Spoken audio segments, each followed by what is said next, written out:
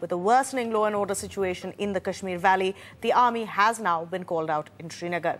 The decision to deploy the army was taken after the Umar Abdullah government made a formal request for its help in maintaining law and order. An overnight order cleared the use of the army after consultations between the state government and the centre.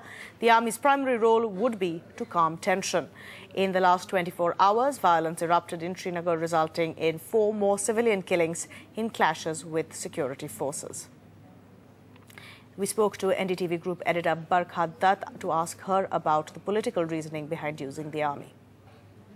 This decision, as we have said, was taken overnight after the Umar Abdullah government made a request that they needed the army to aid the civil authorities and the security forces already deployed there, that's the police and the CRPF, in trying to contain the unrest and the violence.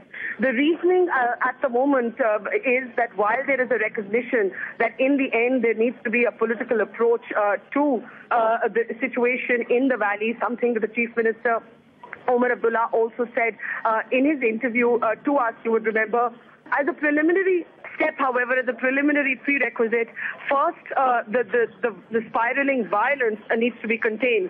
What we saw yesterday was that after a few days of tenuous peace, we saw the valley and in particular the city of Srinagar erupt again. What we are hearing is that the army will be primarily used to begin with to take out flag marches in some of the disturbed areas. Of course, this use will be strategic, it will be calibrated. There will be an attempt to avoid any direct confrontation between protesters and the army. But the political reasoning, and as we know, the Cabinet Committee on Security is also meeting in Delhi to hammer out details on this sensitive decision. The political reasoning is that before any sort of political balm can be applied to the unrest in the valley, first there has to be a modicum of basic law and order. There has to be a situation where the civil authorities are able to exercise complete control once again over the situation in the valley. And there is a perception that for that the army is now needed. Now remember, in counterinsurgency situations, the army is usually the last resort, and that last resort has now been exercised. But as we've been saying, it's important to note that the primary role of the army at the moment will be to calm down tempers, to take out flag marches. It will be a calibrated, extremely strategic use that is being reviewed by the Cabinet Committee on Security as we speak. And of course, the Cabinet Committee on Security is meeting in the capital to discuss Kashmir. Let's go over to our defence editor, Nitin Gokhale, who joins us on the phone line to find out exactly what the agenda will be. Nitin, what exactly will be discussed in the Cabinet Committee meeting?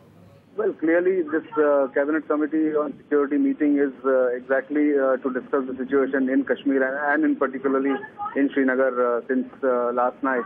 And the decision that has been taken that army should be brought in to calm the tempers.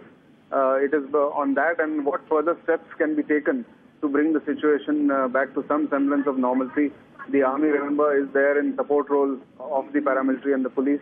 But the PCS will have to take a political call on how long can the crisis continue and what should be the next step to bring the situation to a level where some discussions can take place and people return to their normal lives there in Kashmir. Tuba.com